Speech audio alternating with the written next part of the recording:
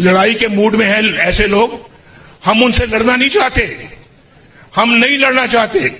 और हम अपना जो है वो आप जानते हैं कि पाकिस्तान इस वक्त किसी किस्म की लड़ाई अफोर्ड नहीं कर सकता।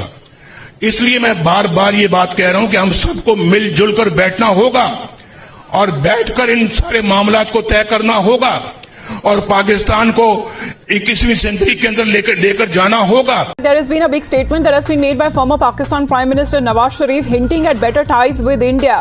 As he is now returned to Pakistan, he has been hinting of having good relations with its neighbor country India. कि इस वक्त नवाज शरीफ और पीपल्स पार्टी और बाकी पार्टियां मिलके हुकूमत बनाएंगे और इमरान खान की पार्टी बाहर रहेगी। क्या ये आसान है पाकिस्तानियों को बेवकूफ बनाना? ये कितना आसान है कि आप पाकिस्तानियों को बेवकूफ बना सकते हैं जो करोड़ों की तादाद में लोग आपके लिए वोट दे देंगे। ये पाकिस्तान में जो इलेक्शन है, जाहिर है भारत के ऊपर डायरेक्टली या इनडायरेक्टली असरअंदाज तो होते हैं, पड़ोसी हैं, बड़ा असर होता है कि कौन सा वजीर आजम आएगा, आया कि वो इंडिया के साथ फ्रेंडली रिलेशन रखेगा, आया या वो एक्सट्रीम किस्म की जो है पॉलिसीज बनाएगा, तो बड़ा इफेक्ट पड़ता है। बहुत से इंडियंस कहते हैं हमें फर्क नहीं पड़ता पाकिस्तान के अंदर कौन आया कौन नहीं आया, लेकिन ये मेरा मानना है कि बहुत फर्क पड़ता है। मैंने किसी कंट्री को तरक्की करते नहीं देखा जब तक अपने पड़ोसियों से रिलेशनशिप ठीक ना हो। जब तक ये दो चार चीजें नहीं करेंगे आप लॉ एंड ऑर्डर और पड़ोसियों से रिलेशनशिप ठीक नहीं करेंगे, फॉरेन इन्वेस्टमेंट नहीं आएगी। लेकिन आप फॉरेन इन्वेस्टमेंट चाहते नहीं, पूछे क्यों? फॉरेन इन्वेस्टमेंट लेकर आए, अगर यहां पे आ जाए फिर तो पाकिस्तान तरक्की कर जाएगा। आप तो चाहते ही नहीं, आप तो सिर्फ IMF से पैसे लेके, लंदन से पैसे लंदन ही, अमेरिका के पैसे अमेरिका में रखना चाहते हैं। हाँ, लेकिन पाकिस्तान के अंदर आप पाकिस्तानी अवाम को बेवकूफ बना सकते हैं अगर आप नारे मार के आ जाएं। तो जिस तरह के इमरान खान जो है, अगर आप उनकी पार्टी को देखें और उनको देखें, उनका क्या नैरेटिव था, उनकी प्लानिंग क्या थी, वो किस बेस पे जीते हैं? वो बेस पे जीते हैं मजलूमियत पे। हाँ कि कौमी वकार की बहाली के लिए कशकोल तोड़ना जरूरी है, हमसायों समेत पूरी दुनिया से ताल्लुकात इस्तवार करना होंगे।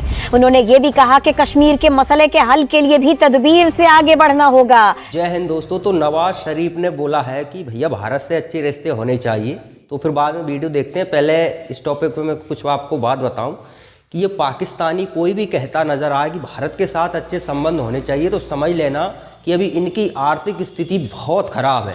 जिस दिन इनके पास पैसा आ गया उस दिन से ये वही गजवा हिंद ना करें तो मेरी गारंटी है। और ये अभी से नहीं, 76 साल से यही हो रहा है। जब ये आर्थिक स्थिति ख़राब होती है या पिटने की नौबत आती है तब ये इसी तरह की बातें करते हैं, और वो करते हैं जिनके पास पैसा नहीं होता।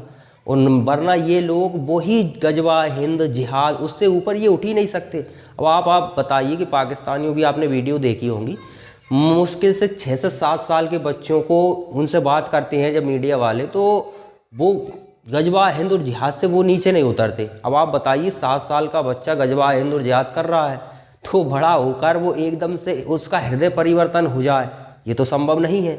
ये संभव होता है जब भूखे होते हैं लोग, जब पेट पे लात पड़ती है ना, तब ये ऊपर का दिखावा है, अंदर तो वही है।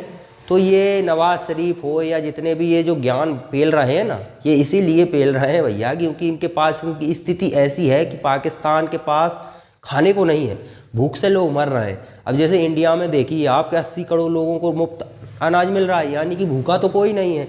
वहाँ अनाज मिलने का कोई मतलब ही नहीं। अगर सरकार ऐसी स्कीम चलाएगी तो सब लुटेरे लूट ले जाएंगे बीच में ही, उस व्यक्ति तक पहुँचना ही नहीं है जिसे देना है। तो पाकिस्तान कि ये जो PM बनने वाले हैं वो अब सोच रहे हैं, हालांकि यही PM बनेगा क्योंकि आर्मी का साथ इसी को है, वो कुछ भी करेंगे, साम दाम दंड भेद कुछ भी करेंगे, बनाएंगे इसके ही। मतलब इसको ना भी बनाए तो इमरान खान के समर्थक को तो बना नहीं सकते, वो पाकिस्तान की आर्मी उसी को बैठाएगी जिसको वो चाहती है। लेकिन ये लोग बात अगर इस तरह की प्रेम भरी बात कर रहे हैं कि भारत के साथ अच्छे संबंध होने चाहिए, तो समझ लेना कि इनकी स्थिति खराब है, इसीलिए इस तरह की बात कर रहे हैं, वरना अंदर तो इनके वही जिहाद भरा हुआ है। तो चलिए आगे वीडियो देखते हैं, आखिर में बात करें। किसी कंट्री को तरक्की करते नहीं देखा जब तक अपने पड़ोसियों से रिलेशनशिप ठीक ना हो। जब तक ये दो चार चीजें नहीं करेंगे आप लॉ एंड ऑर्डर और पड़ोसियों से रिलेशनशिप ठीक नहीं करेंगे, फॉरेन इन्वेस्टमेंट नहीं आएगी। लेकिन आप फॉरेन इन्वेस्टमेंट चाहते नहीं, पूछे क्यों? फॉरेन इन्वेस्टमेंट लेकर आए, अगर यहां पे आ जाए फिर तो पाकिस्तान तरक्की कर जाएगा। आप तो चाहते ही नहीं, आप तो सिर्फ IMF से पैसे लेके, लंदन से पैसे लंदन ही, अमेरिका के पैसे अमेरिका में रखना चाहते हैं। हाँ, 25 करोड़ लोग हैं, उनके खून पसीने से किस्तें लेंगे, आपको तो सिर्फ उन्होंने किस्तें देने के लिए रखा हुआ है। अगर आप मुझे ये बताएं, मैं छोटा सा क्वेश्चन आप ईरान के साथ ट्रेड करें, तरक्की हो जाएगी ना, स्मगलिंग बंद हो जाएगी। लेकिन आप नहीं चाहते, आप स्मगलिंग चाहते हैं। आप अफगानिस्तान के साथ ट्रेड नहीं चाहते, स्मगलिंग चाहते। आप पता है, सब पता है। आपको चलाने वाले जो इस वक्त जो टूटे फूटे चला रहे हैं, सारे हार्वर्ड के और ऑक्सफोर्ड के ग्रेजुएट हैं। They are very smart, they are very smart. बिल्कुल सर, ऐसा ही है, लेकिन शायद किसी को कोई ख्याल आ जाए। मगर सर मैं लास्ट में जरूर कहूंगी कि शहबाज शरीफ साहब को मैं बादामों का पैकेट भेजने वाली हूँ कि उनकी मेमोरी आ जाए वापस कि उनकी फैमिली में कितने लोग जो है वो डुअल नेशनल है और उनके पास कितनी प्रॉपर्टी है, वो शायद याद कर पाए फिर। लेकिन 25 करोड़ लोग मान रहे हैं ना। वो ये पाकिस्तान को लूटने का अगला प्लान जो है वो देखिए अब किस रुख बैठता है। ये बिल्कुल तैयारी हो चुकी है इस चीज की। दुख के साथ मैं कहूंगा, मैं तो इनको सियासी पार्टियां मानता ही नहीं हूं। शुरू से आपको कहता हूं, मैं पॉलिटिकल साइंस का स्टूडेंट हूं, सारी जिंदगी मैंने पढ़ा है। इस चीज का नाम सियासत नहीं है।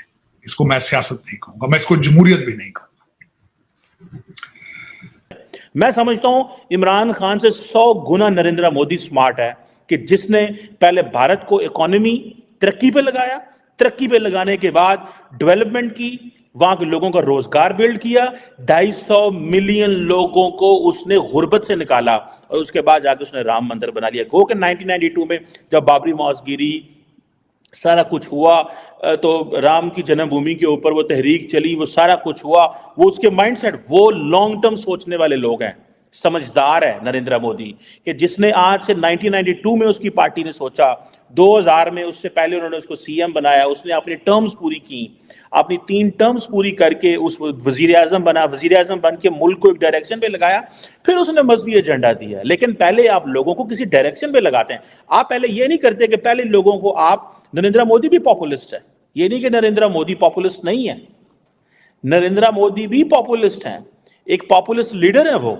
लेकिन उसकी जो जिसे कहते हैं ना, उसका स्टाइल और है। उसने पहले लोगों की इकोनॉमी ठीक की है, उसने लोगों को रोजगार दिया है, उसने अपने मुल्क का स्टेटस उठाया है। हमारे जो लीडर हैं, पॉपुलिस्ट लीडर, वो क्या कर रहे हैं? हमारे जो जिसे वो कहते हैं ना, वो क्या कर रहे हैं? हमारे लीडर्स जो मोबिलाइजेशन पे यकीन रखते हैं, सड़कों पे आ जाओ, ये कर दो, वो कर दो, रेडिकल रिफॉर्म एक भी नहीं की। हालांकि पॉपुलिस्ट लीडर का ये काम होता है कि वो रेडिकल रिफॉर्म करता है, एक भी रेडिकल रिफॉर्म नहीं की। जो पॉपुलिज्म है वो, जिसे वो कहते हैं ना, वो अपने स्पीचेस बड़ी तगड़ी देते हैं, उनका बिहेवियर्स बड़े अथॉरिटेटिव होते हैं। और इस वीडियो में आपने सुना हो, कोमर चीमा नाम का जो यूट्यूबर है, वो भी बोल रहा था कि पाकिस्तानियों को बेवकूफ़ बनाना इतना आसान है। भैया, पानी पीना बहुत मुश्किल है, लेकिन पाकिस्तानियों को बेवकूफ़ बनाना आसान है। अच्छा, इसमें इनकी जो चुनाव हुए हैं, अभी कल चुनाव हुए हैं, तो इसमें रिजल्ट भी आया था, तो उसमें जो हाफिज सईद है, उसकी पार्टी भी चुनाव लड़ रही थी, एक भी सीट नहीं जीती।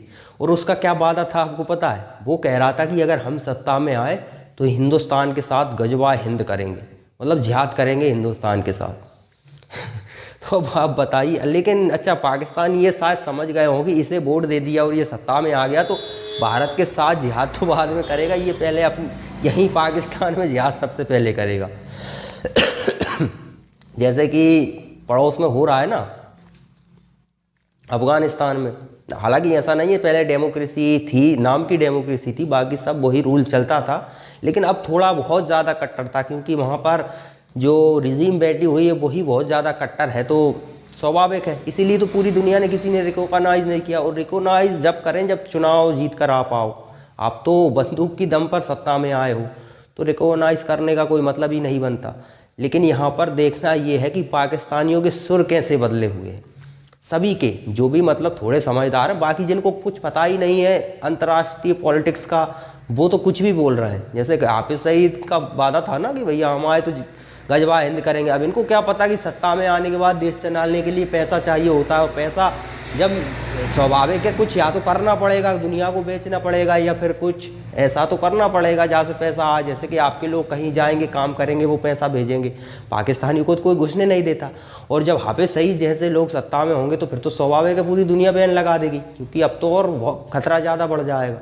तो भैया, पाकिस्तान ऐसे बेवकूफ़ लोगों को समझ नहीं आता कि अंतर्राष्ट्रीय पॉलिटिक्स चलती कैसे है। बाकी के जो थोड़े समझदार हैं वो अंदर से तो वो गजवा हिंद में ही बैठे हुए हैं, ऐसा नहीं है कि वो भले लोग हैं, गजवा हिंद ही करेंगे अंदर से।